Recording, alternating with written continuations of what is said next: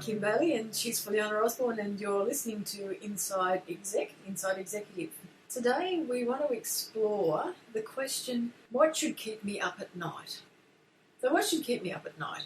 Firstly, I want to say that it shouldn't be the things that you haven't done. There's no point in worrying them overnight unless you can fix them overnight. So what should keep you up at night should be the things that you're thinking about that are moving you or your organisation forward rather than the negative. So I'm looking at things that keep you up at night should be positive rather than negative. And I know that that's ideal, but if we honestly answer the question, what should keep me up at night, it's the things that are positive, not the things that are negative. Well, I will start with my favourite topic, which is people. People are the most important thing. We hear that time and time again. But that would be an item that would keep me up at night. Have I got the right talent management in place? Am I hiring the right people? Am I looking after the people I hired? Am I making sure that I continuously grow the cross-section of talent that we need? So that would be number one on my list. That would keep you up at night? Yes. It should keep you up at night? I believe it should keep me up at night because it's not because even when I'm doing everything right, I like to keep awake at night making sure that I've got this one right because I feel it's strongly about how key it is to success of any organisation. So the bottom line out of that, if people aren't the most important thing to you if you're listening, is that what should keep you up at night is the area of your work responsibilities that you think are the most important. I'm just going to mention another couple of headings and then I'll go into them in more detail. Product innovation. Now, how are you going to come up with product innovation without having the right people around you? So you've got to keep asking yourself, what's the niche in the market that need to be satisfied? What sort of products? Are our products current? Are our products relevant? And make sure that we're continuously improving that side of things with using the latest technology. But again, I'll go back to people. So what should keep me up at night and I focus on is the talent management and the product innovation. The third one is regulation and legislation. All right, before some of you might roll your eyes and go, how boring, and why does that mean, why do we understand that we have to follow it, but why should that keep you up at night? It should keep you up at night, not because you're crippled by the idea of, I've got all these regulations I have to follow. Yes, we don't want to break the law, but at the same time, we want to think with that within the legislation and within the regulation that we have, whether they imposed by the organisation itself or external, particularly when you're working in maybe a global company where you've got regulations that are across countries and they're all quite different, it takes quite a bit of innovation to think about how can I meet the regulation and still achieve my business results and bottom line. So what you've heard in this first few minutes is that neither of us think that you should be kept up at night worrying about particular individual issues. What we've both talked about is a more broader approach, a bigger picture, looking at what you're doing and how you're doing it and what you might be doing in the future, rather than, I have this problem that I can't solve, I have to stay up all night until I can work out the answer, or worrying. And by worrying, causing yourself illness or injury in some way, that somehow that torture that you put yourself through will resolve an issue that is an immediate issue for you in your work environment. But what we're talking about are not those things. And I personally don't believe that worrying about a problem all night is going to solve it.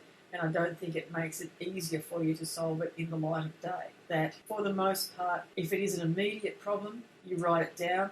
You do your risk filter over it, look at the worst thing that can happen, what risks are there to the organisation, to me, all those things, write them down, don't judge them, and come back to it with a fresh eye, a fresh approach, have some sleep so that your brain can function properly. I would much rather see you staying up at night, keeping yourself up at night, thinking about a product innovation, about your people team, about other issues that are not an immediate problem. So when you're up at night wondering about product innovation, I don't think that's the time where you have personally got to come up with a new innovation. You can if you want to, but what should you keep you up at night is, am I creating an environment where people feel comfortable to take time to only think about innovation?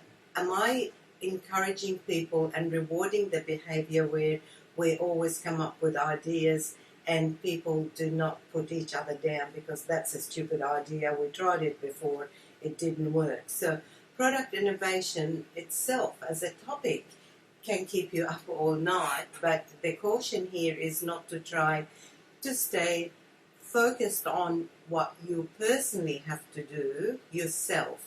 You've got a team, you've got a whole organisation, and between everyone, if we got the right people in the organisation, we'll come up with the right products. It's good. I like the idea of that. I like the idea that we are thinking broadly in terms of the team and the environment and the work ethics, and that's the sort of big picture that I like to see keeping people up at night. If I reflect a bit on the regulation and legislation, sometimes we think there's a regulation that is actually not working for the organisation. In fact, it's actually not working for the industry.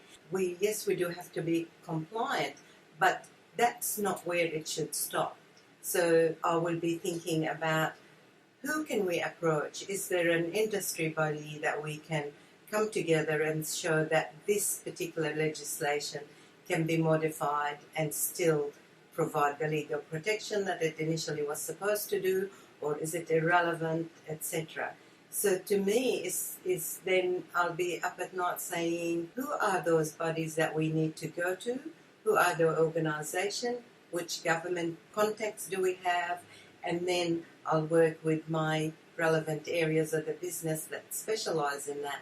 And the next day, don't solve it, just have the initial idea and then do something about it the next day. And that could also be if there is no regulation, there is no protection for your industry, there is no overriding or governing body, and you might have identified that there needs to be because of your particular knowledge of your industry or the interaction of your industry with other industries where there is legislation or governance of some kind. So we're not looking at the beating of the stick, but again, more broadly, at your work environment, your work situation, your work processes, in a very broad picture. The other area that comes to my mind now that we start to think about, not, as you know, I like you to be kept up at night by the positive things, but let's take that one step further and say that I think you should be kept up at night by the exciting things as well. So be excited by something that you might think about happening within your work environment or within the industry as a whole.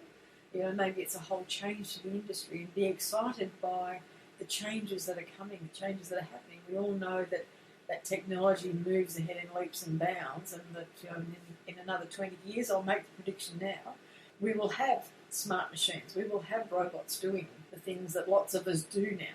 There'll be less and less tradespeople. There'll be less and less specialised jobs that are repetitive jobs that can be taken over by a machine that is taught to do them. And we're talking about intelligent machines, not just the mechanical gears and levers, but be excited by change, be excited by innovation, and be kept up at night thinking about what that's going to mean to you and to your industry and to your team. So technology, where is it going? How does it help me? Am I up to date enough? Am I involved in the right areas to know what's coming, what's futuristic, what's immediate future, etc. So again, very exciting. Another one is, back on the positive theme, is to say, am I celebrating milestones and successes within the organisation? This is really important because it's not just about, okay, well, we expect you to meet these targets, we expect you to exceed them, or we just about done this major project that has been outstanding. We need to celebrate the successes. Are we celebrating them? If not, why not? And how can I, in whatever job I'm in the organisation, influence that so it become the norm in the organisation. And actually then take action. I know in recent history for me, within one of my other hats that I wear, we have a not-for-profit organisation, and it has always been a history to recognise and celebrate people's involvement in a world championship. And that practice died away. Nobody particularly knows why. Perhaps it was just that the certificates weren't printed at the time that they needed to go out. You know, it was probably something as simple as that. But no one had the responsibility for the task of recognising these people, and so it just didn't happen for probably 4 or 5 years. And then recently, just this past 6 months, someone who had previously been recognised realised that since that time no one had been recognised, and so she instigated the question and asked the organisation why it hadn't happened, and went through the formal channels of making sure that it did happen and that it got minuted, so that, you know, as in all good yes minister parlance, if it's not in the minutes it didn't happen. She made sure that the organisation was reminded that it should happen and that it did happen and that it would continue to happen. So they're probably the three things that were good outcomes. That she recognised it, she made it happen, she made sure that the process was in place so that it would continue to happen. I don't know that it kept her up at night, but it should have. Another one in relation to talent management, I think a lot of effort is put into finding the right staff, hiring the right resources and training them and growing them and all of that. I think what should keep us up at night is how do we say goodbye to those people. Now, when the time comes for someone to leave, be it a resignation, be it a redundancy or being a performance, it's absolutely crucial the way that process and interaction is handled, because it's these people that would feel at the end of the day how they felt about how you treated them and the way they left the organisation. So if they resign, for example, and you sort of, I hired you, I trained you, and now you're leaving sort of attitude, that's not going to go down very well. If you do it right, they're more likely to talk about the organisation in a very positive sense, be prepared to come back to the organisation at a different stage of their career, and that's really important. Likewise, even if it's a performance issue, showing that person respect means that you have fulfilled your obligation to treat them in accordance with the values and behaviours that you signed up for. So talent management doesn't end. It's all the way through, even when the person leaves. It's absolutely no different to when you have a customer who might leave you. You still want them to come back. You want them to think well of you, your organisation and product.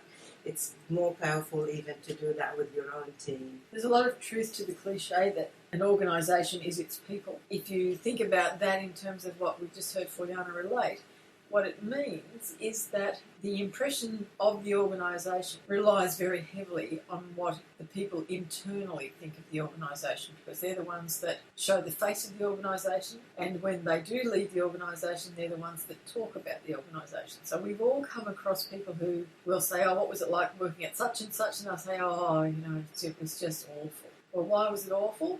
Most likely it was because of the way they were treated when they left.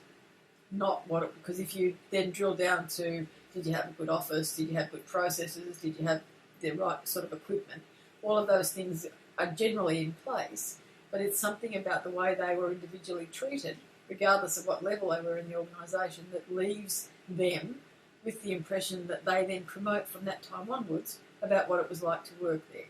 Now, Fuliana and I can both talk about a place we worked together where we both left of our own accord. Now, I went from a government organisation into the private sector at a time when there was a quite substantial difference in the amount of money that was being paid for doing exactly the same work.